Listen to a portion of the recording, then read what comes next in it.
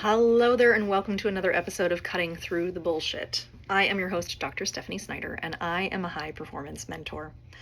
Through my unique blend of strategy, mindset, and intuition, I help men and women to cut through the BS in order to create the life and business they desire. So, the other day, I realized, it was actually about a week ago, that I have done an incredible job of teaching or of encouraging my children along the way. Have not done such a great job of teaching them how to encourage themselves, how to coach themselves, essentially. And that is part of where my greatest breakthroughs come, is in coaching myself. One of my mentors that I work with, he's more of an accountability partner than anything else at this point, because he made it very clear. He was like, you don't need a coach. You actually know exactly what to do. You just have to coach yourself through it. And I'm a verbal processor. So when I speak it, or when I type it, or whatever it is, right? When I get it out, whatever it is loses kind of its charge. And that actually happens more often than most people will even admit to, right? We make this big thing in our head over the situation, blow it totally out of proportion, only to realize the conversation wasn't all that scary, or the situation never actually happened, right? But we do this to ourselves. It's just our human nature. But I initially got on here thinking that that was where we were going to talk about, was learning to coach yourself. But I am being pulled in another direction right now. And I was listening to, we're just going to go there. This is probably just going to be a riff episode. I do love them. I appreciate them. And there's a lot of rabbit trails that they might just go down. And so I was listening to a podcast this morning. And I initially found myself starting to get annoyed with the host of the podcast. And I started to turn the podcast off. And then I said to myself, hold on a second. We're turning this off because it's making us uncomfortable. But if we can switch that on its head and get out of the discomfort and open up, we probably have a chance to learn something very powerful. And I did. In that moment, I let go of the discomfort and I said, okay, let me clear my mind. Let me be open-minded about this and see where it goes. And that's the thing, right? Like, when we're willing to see things a different way, that is when our breakthroughs come in. When you are willing to be wrong with the current way that you think things work, you get a new perspective. You get a new model, you get a new chance, you get the ability to do something different.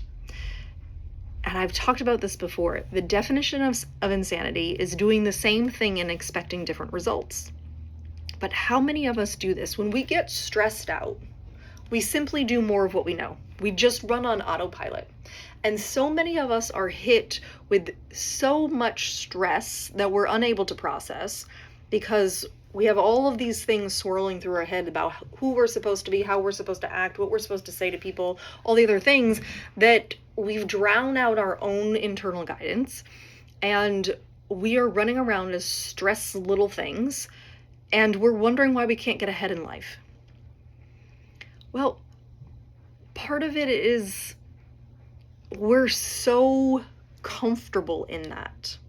And I don't mean comfortable like life is great and we're not stressed at all. I'm talking like, I love this analogy that our pastor gave years and years ago. He was like, that comfort is a toddler sitting in its own poopy diaper and being like, nope, this is where I want to be. I'm not going to let anybody know that I have a poopy diaper because this is comfortable, right?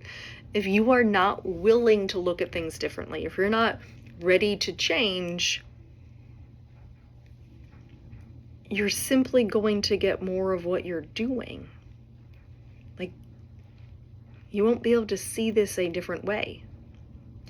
And I think that's what I love most about the work that I do, is that it's not this crazy thing where I'm rocking your entire world in one phone call. It's these little micro shifts that end up rocking your world, right? Like, I probably won't tell you something new, but I am going to tell you something different. It's going to be said in a different way. It's going to land differently. And when it lands differently, it's amazing, because you're like, oh, huh. What do you mean? Right? And this was something that I've been going through with learning all about real estate, is a different perspective on the way that money works, because the way that money works has gotten me here, but I know that there's another way that money works. And I have to be open to my money paradigm being totally destroyed and learning something new, because there is clearly something that I don't know, and I'm okay with that. This is kind of the beauty of me, right? Like, not in a narcissistic way, but just, I'm a nerd and I own it. And what happens in that space is that I am 100% willing to see someone else's perspective. Now, will I agree with you when you give me your perspective? Maybe not, right? But this is one thing that I love about my best friend. She and I don't see eye to eye on everything, but she and I are able to have a dialogue where we're not pissed off at each other, and we can actually discuss something in which we don't agree, but we can see the other person's perspective. And that is a powerful thing to do, is to be able to see another way and not take offense to it.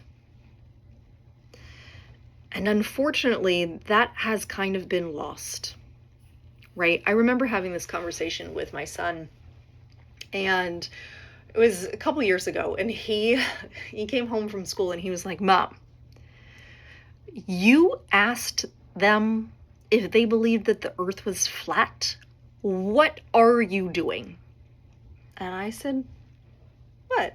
I just asked a question. And he goes, Mom, the earth isn't flat, it's round. And I said, well, how do you know? He goes, because I just know. I said, but how do you know? You're basing that knowledge off of what someone else has told you is the truth. But have you ever seen for yourself? Like, have you ever been to the moon? And he was like, well, no, Mom. No, like, that's not the thing. I said, no, honey, this is the point, right? Like, I don't know if the earth is flat. I also don't know for sure if it's round. But I'm willing to see each side of that argument, because it could be round, for all I know. It could also be flat, for all I know. But does it really matter to me at the end of the day whether the earth is round or flat? No, probably not for my line of work, but it's a fun question to just get people to think. Because either way, whether you believe the earth is round or flat, you're basing your knowledge off of what someone else has told you, off of a picture that's been shared by NASA, off of this, off of that, off of these other things. So you're getting like multiple hand-down accounts, and then you're going to war with someone over it when you don't actually know. And it's funny to me. It's interesting that we could get so upset about that. And how much does it actually impact our life? Unless you're a NASA scientist, probably not at all. I'm not concerned at all if the earth is round or flat. It really doesn't matter, because it's not going to impact me getting to the school to pick up my kids at the end of the day. But it's fun to think about. It's fun to contemplate. Right? And it was just interesting because in that conversation with my son, I saw him start to realize the power of the right questions. When you change the questions that you ask yourself, your responses are forced to change. And it becomes a very powerful conversation that you have with yourself. And so I love this question, and I learned this from one of my mentors years and years ago. Because so many of us are set up to think, okay, what if it doesn't work? And then we spiral. And we think, oh crap, what if it doesn't work? And we think of all the reasons that it won't work. But if you shift that question just a hair, you get very, very different responses. So if you shift what if it doesn't work to what if it does work, all of a sudden all of your responses are very, very different, and you're focusing on something else entirely. And so your life is not necessarily going to change over these massive paradigm shifts, over this crazy thing where like your whole life is totally overhauled. It's going to be these little, seemingly insignificant decisions, choices, shifts, if you will, along the way that will change your direct trajectory. It's like airline pilots. When they set their course, if they're off by 1 degree, which 1 degree is not a whole lot of space, but if they're off by 1 degree, they could end up 500 miles away from where they actually want to go.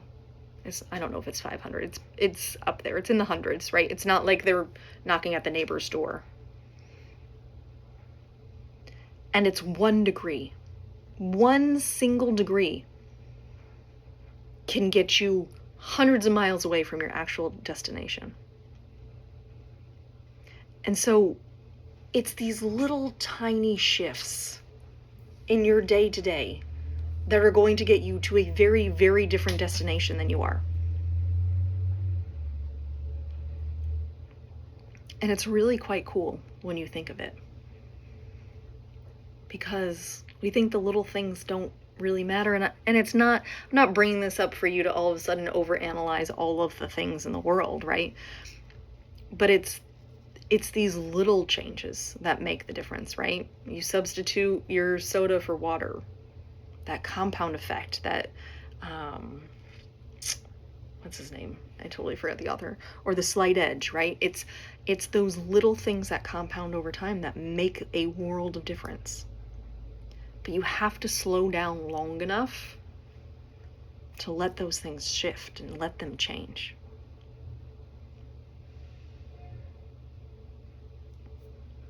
Yeah, that's where we're at. I'm not entirely sure that I can sum up this episode. I did enjoy it. It went off on some rabbit trails for sure.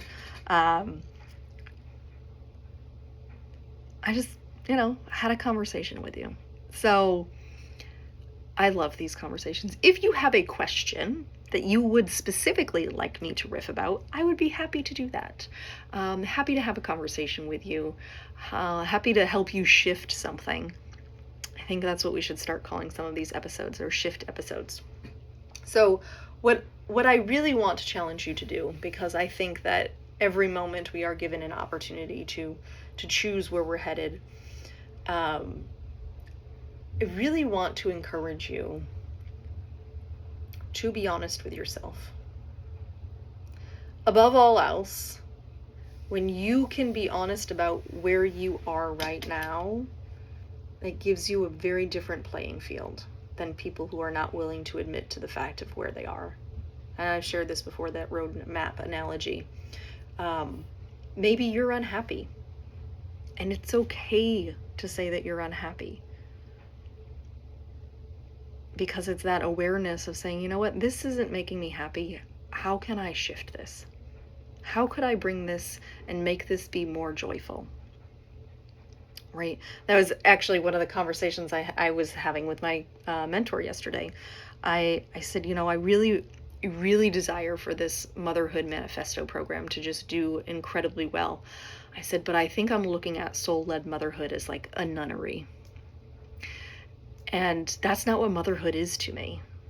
Motherhood is so expansive. It's so powerful because I I've done it differently. I have let my kids teach me lessons along the way. And my favorite part about it all is I have said to them, and I've said this countless times, this is my first time being your mom. This is your first time being my kid. We're going to screw things up, but we're going to learn from each other along the way. And I have learned so many lessons from them because I've been open to receive those lessons. I haven't been dead set on I'm the mom, I know all the things that are right. I'm willing to be wrong. And it's funny when I don't always love it, right? My ego does not always love it. But it's fun to me when they can say, Mom, you say this, but then you just did. And I'm like, ooh, that one hurts a little bit, but thank you for bringing that into my attention. I will shift this. I will pay more attention to it. So I'm going to sign off here. I've chatted for a bit, but I'm sending you so much love. I hope you have an amazing rest of your day. And as always, be you, because the world needs more of you. Bye.